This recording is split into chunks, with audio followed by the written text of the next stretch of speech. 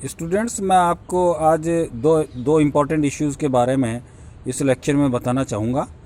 पहला है स्पष्ट अनुबंध या एक्सप्रेस कॉन्ट्रैक्ट। एक्सप्रेस कॉन्ट्रैक्ट किसको कहते हैं? जब अनुबंध करने वाले पक्षकार अनुबंध का प्रस्ताव स्वीकृति स्पष्ट रूप से रखते हैं और सब कुछ जो भी शर्तें हैं अनुबंध की वो लिखित में तय और निर्धारित होती हैं, तो उस तरह के अनुबंध को हम स्पष्ट अनुबंध कहते हैं। ये लिखित में भी हो सकता है, मौखिक भी हो सकता है। दोनों पक्षकार सारी शर्तें एवं सारे जो टर्म्स एंड कंडीशन हैं वो क्लियर होती है, उसमें किसी तरह की एम्बिग्यूटी नहीं होती है। जैसे फॉर एग्जांपल बैंक्स के द्वारा जो कॉन्ट्रैक्ट किए जाते हैं वो स्पष्ट अनुबंध होता है, या रेलवे या कोई फाइनेंशियल इंस्टीट्यूशन द्वारा पार्टीज से जो कॉन्ट्रैक्ट किए जाते हैं वो स्पष्ट अनुबंध होते हैं। बाकायदा वो लिखित में होते हैं, स्टैम्प्ड होते हैं, साइन होते हैं।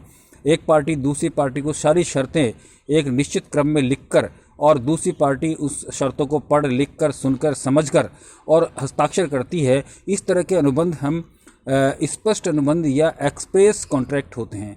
अधिकांशतः फॉर्मल दुनिया के अंदर एक्सप्रेस कॉन्ट्रैक्ट होते हैं। गवर्नमेंट कोई वर्क ऑर्डर देती है कॉन्ट्रैक्टर को, तो वो एक स्पष्ट अनुबंध होता है, उसमें सारी चीज़ें लिखी हुई होती है, तो उसमें किसी प्रकार की अस्पष्टता का प्रश्न नहीं होता है।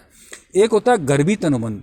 गर्भित अनुबंध वो अनुबंध होते हैं जो कि एक पार्टी पक्षकारों के आचरण व्यवहार से आप अनुबंध का अस्तित्व होना स्वीकार कर लेते हो। फॉर एग्जाम्पल, आप कहीं बाहर जा रहे हो, रोड पर आपने कोई टैक्सी देखी, टैक्सी वाले को इशारा किया आपने, तो टैक्सी वाले को आपने इशारा किया इस पर्टिकुलर लोकेशन पे जाना, आप गाड़ी में बैठ गए और उसने टैक्सी लेके वो पर्टिकुलर जगह पहुंच गया। तो इस तरह के अनुबंध जिसमें कि आप बॉडी लैंग्वेज से, अपने कंडक्ट से, अपने व्यवहार से कोई प्रस्ताव एवं स्वीकृति रखकर अनुबंध का निर्माण करते हैं, उस तरह के अनुबंध को हम गर्भित अनुबंध कहते हैं। वो इम्प्लाइड कॉन्ट्रैक्ट होते हैं। और एक्सप्रेस कॉन्ट्रैक्ट में आचार व्यवहार या उसकी बॉडी लैंग्वेज की आवश्यकता नहीं पड़ती, बल्कि सब चीज़ रिटन डाउन होती है, ये सब चीज़ स्पष्ट होती है दोनों पार्टीज़ को। तो जीवन में कई तरह के अनुबंध किए जाते हैं, उसमें स्पष्ट अनुबंध भी होते हैं और गर्भित अनुबंध भी होते हैं। गर्भित अनुबंध अमूमन छोटे कार्यों के लिए किए जाते हैं। स्पष्ट अनुबंध फॉर्मल दुनिया के अंदर औपचारिक वर्ल्ड में किए जाते हैं। इसी तरह से एक होता है अर्ध अनुबंध। अर्ध अनुबंध ऐसे अनुबंध होते हैं जो कि न पक्षकार जानबूझकर न प्रस्ताव रखते हैं, न स्वीकृति देते हैं, न ही किसी तरह की शर्तों का निर्धारण करते हैं। परिस्थितियों के योग से अनुबंध का निर्माण हो जाता है और पक्षकारों के दायित्व उत्पन्न हो जाते हैं और उनके अंदर वो अनुबंध क्रिएट हुआ माना जाता है। फॉर एग्जाम्पल, किसी व्यक्ति की कोई वस्तु खो गई और किसी दूसरे व्यक्ति को वो वस्तु मिल गई, तो जिस व्यक्ति को वो वस्तु मिली है उस व्यक्ति को का यह ड्यूटी है कि उस वस्तु को, जो खोने वाला व्यक्ति है, उसको ढूंढकर उसको पहुंचाए। तो उसके पास उस वस्तु को पहुंचाने के लिए जो उसने पैसा खर्च किया है उसका पेमेंट करने की ड्यूटी पाने वाले की हो जाती है। तो ये कॉन्ट्रेक्चुअल रिलेशन परिस्थितियों की वजह से उत्पन्न होते हैं, न कि कॉन्ट्रैक्ट कोई व्यक्ति प्रस्ताव रखता है या स्वीकृति रखता है। इसी तरह फॉर एग्जांपल एक व्यक्ति है, एक व्यक्ति का बच्चा है, कहीं बाहर रहता है, वह बीमार पड़ गया और बीमार पड़ने के उसकी हालत गंभीर हो गई। किसी वाई व्यक्ति जो उसके पड़ोस में रहता है उसने उसका इलाज करवाया, उसकी दवाइयों पर पैसा खर्च किया।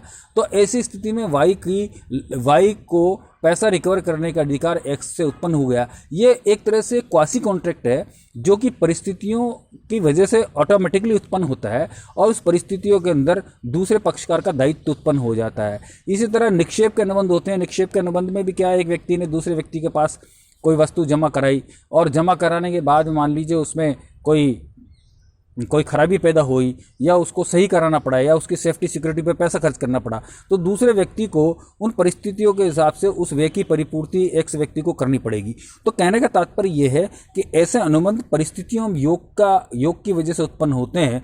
इनको हम अर्ध अनुबंध कहते हैं और समता के सिद्धांत पर आधारित होने की वजह से दूसरे व्यक्ति को उसकी परिपूर्ति करनी पड़ती है। दूसरा व्यक्ति मना नहीं कर सकता कि मैं पैसे नहीं दूंगा या मैं उसका भुगतान नहीं करूंगा, क्योंकि किसी भी व्यक्ति की लागत पर किसी व्यक्ति को अनुचित फायदा उठाने की इजाज़त नहीं दी जा सकती, इसलिए ये अर्ध अनुबंध का निर्माण हो जाता है। तो मैंने 3 कंसेप्ट बताया आपको।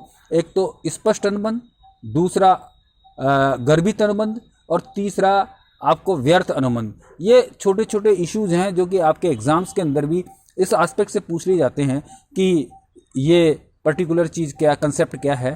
तो इसको आपको समझ लेना चाहिए कि स्पष्ट अनुबंध के अंदर एक पक्षकार और दूसरे पक्षकार के बाद में जो अनुबंध का प्रस्ताव, स्वीकृति और कंडीशंस जो होती है वो क्लियरली लेट डाउन होती है। जबकि गर्भवत अनुबंध के अंदर पार्टीज की बॉडी लैंग्वेज से या उसके कंडक्ट से या आचार व्यवहार से उस अनुबंध की अस्तित्व का पता लगाया जाता है।